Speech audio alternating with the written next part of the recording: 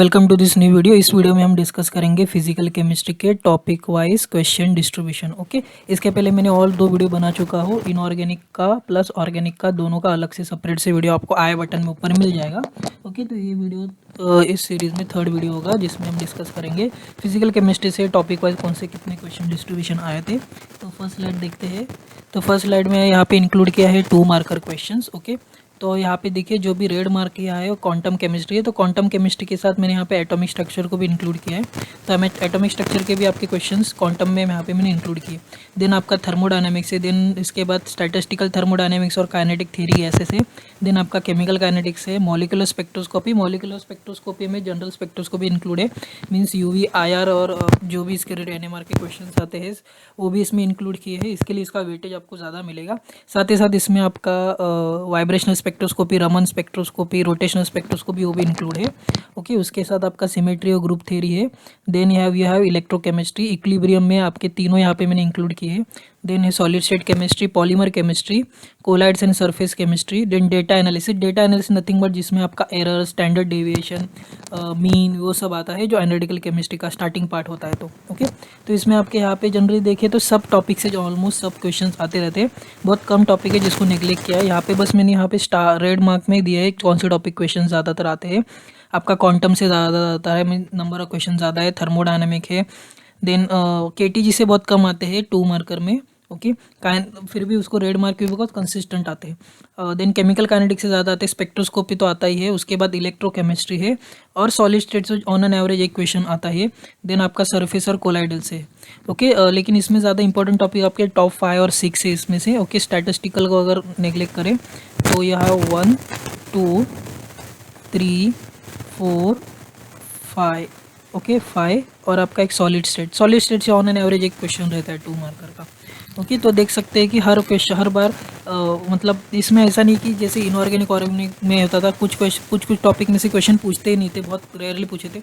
इसमें अगर टोटली आप 2 मार्कर को देखें पूरे चार्ट को, हर टॉपिक से ऑन एन एवरेज कभी ना कभी पूछा गया है, कभी ना कभी उसको बस अवॉइड किया। मीन्स अगर आप देखें सॉलिड स्टेट को एक बार नहीं पूछा था 2011 में 2 मार्कर, उसके बाद हर बार पूछा है ऑलमोस्ट। अगर कोलाइड और सरफेस को देखें उसको भी हर बार क्वेश्चन पूछे हैं।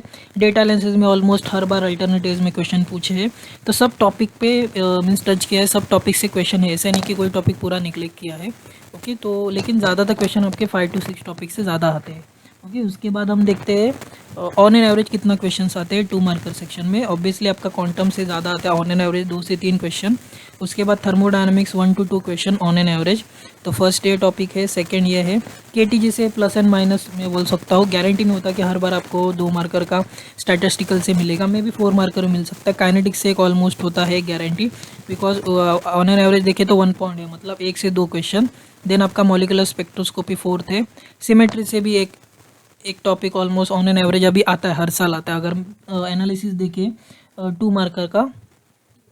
ओके, स्पेक्ट्रोस्कोपी तो इसमें देखिए अलग क्वेश्चंस आते हैं इसके। ओके, सिमेट्री और ग्रुप थ्योरी में अगर 2 मार्कर में देखें तो अभी ऑलमोस्ट हर साल आते रहते हैं 2 मार्कर में। ओके,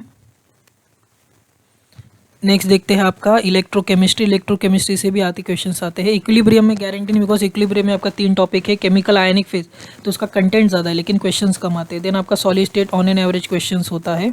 पॉलीमर में भी पॉलीमर केमिस्ट्री की बात करूँ तो 2 मार्कर में स्टार्टिंग के इसमें नहीं आते थे, लेकिन अभी रिसेंट साल में आते रहते हैं क्वेश्चन से।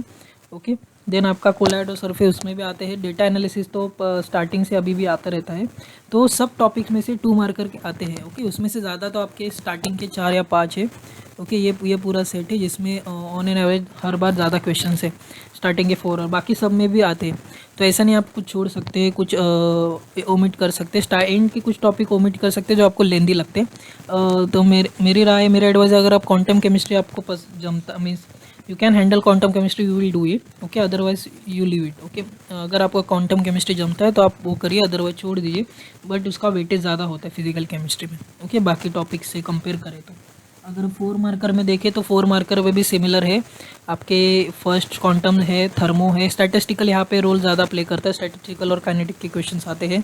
देन सिंपल काइनेटिक्स है, देन आपका मॉलिकुलर सिमेट्री, मॉलिकुलर स्पेक्ट्रोस्कोपी से भी है, सिमेट्री और ग्रुप थ्योरी से भी ऑलमोस्ट आता है, इलेक्ट्रो से भी हर साल आता है, सॉलिड स्टेट से भी क्वेश्चंस हर ईयर में पूछे गए हैं, पॉलीमर में भी ऑलमोस्ट आए हैं, देन आपका सरफेस भी ऑलमोस्ट। तो यहाँ पे भी सेम पैटर्न है, हर टॉपिक को मतलब टॉपिक से एक क्वेश्चन है, बहुत कम बार उसको छोड़ा गया। डेटा एनालिसिस बहुत कम बार पूछते हैं, ओके 4 मार्कर में, तो आप इसको ओमिट कर सकते हैं 4 मार्कर के लिए, ओके जनरली बहुत।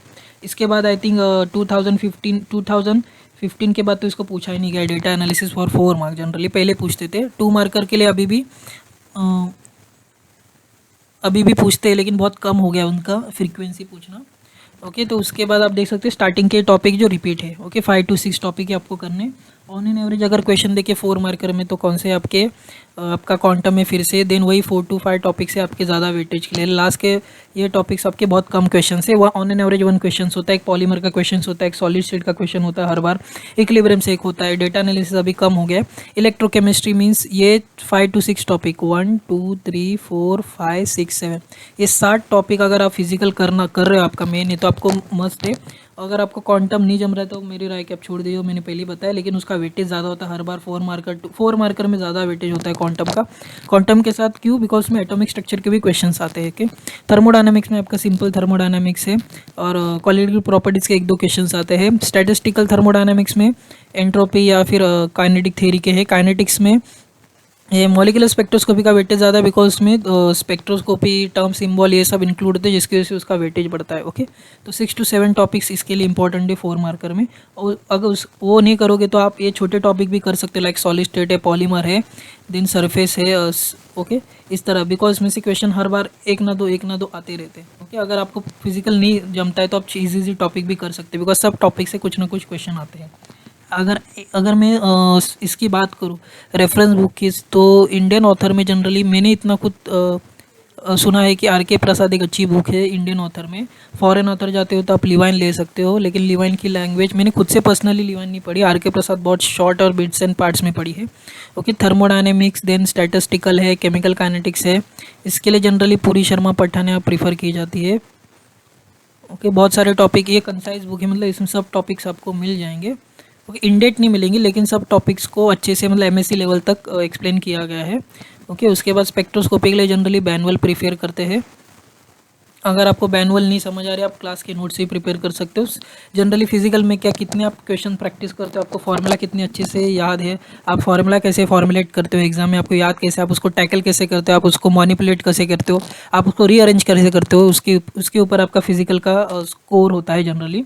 सिमेट्री और ग्रुप थ्योरी के लिए वीरा रेड्डी की एक बुक आती है, वो एक अच्छी है, ओके। इंडियन ऑथर है। Electrochemistry then equilibrium, solid state, polymer, colloidal, इसके लिए भी आप पूरी शर्मा पठानी इंडियन ऑथर की बुक रिफर कर सकते हो, ओके। तो जनरली मेरा फिजिकल में ज़्यादातर इतना डिटेल में नहीं पढ़ता, इसके लिए ज़्यादा मैं बुक हर टॉपिक के लिए नहीं बता पा रहा जितना इनऑर्गेनिक ऑर्गेनिक के लिए पढ़ा है। डेटा एनालिसिस के लिए आप एनालिटिकल केमिस्ट्री बीएससी और एमएससी के एनालिटिकल केमिस्ट्री के नोट्स पढ़ सकते हैं, जिसमें जनरल आपका standard deviation, mean, coefficient of variation, ये सब बेसिक होता है, एरर्स के बारे में पूछा जाता है, ओके। तो जनरली अगर आपको बहुत ज़्यादा डिटेल में फिजिकल नहीं पढ़ना है तो पीएसपी के सिलेक्टेड टॉपिक से पढ़िए। पीएसपी में बहुत सारे chapters around 40 more than 30+ chapters है, तो उसमें से जो चैप्टर्स आपको इजी लगते हैं, स्पेशली अगर आप सॉलिड ये सब टॉपिक्स पढ़ लेंगे तो उसमें से जो सॉल्ड एग्जांपल है वो भी आपके इनफ है प्रैक्टिस के लिए, उनको बार बार प्रैक्टिस करिए, फार्मूला को प्रैक्टिस करिए, फार्मूला को रीअरेंज कैसे अलग वे में पूछा जाता है तो वो भी पढ़िए। ऐसे बहुत बार देखा पीएसपी से पूरी शर्मा पठाने से भी क्वेश्चन डायरेक्टली कॉपी पेस्ट होते हैं, जैसे कैरोथर क्लेडन में से कॉपी होते हैं ऑर्गेनिक में, वैसे वहाँ पे भी क्वेश्चन कभी कभार पूछे जाते हैं, ओके। तो इसके लिए मैं ज़्यादा बुक्स रिकमेंड नहीं कर रहा बिकॉज ज़्यादा डिटेल में मैंने फिजिकल इतना नहीं पढ़ा कि कौन से चैप्टर। जनरली मुझे भी एक कॉमन बुक पता है जो पीएसपी है, साथ ही में 2-3 बुक्स पता है जो मैं बता रहा हूँ, ओके। तो इस वीडियो के लिए इतना ही। अगर आपको वीडियो पसंद आए इस वीडियो को लाइक करें, शेयर करें and don't forget to subscribe to my channel. Thank you.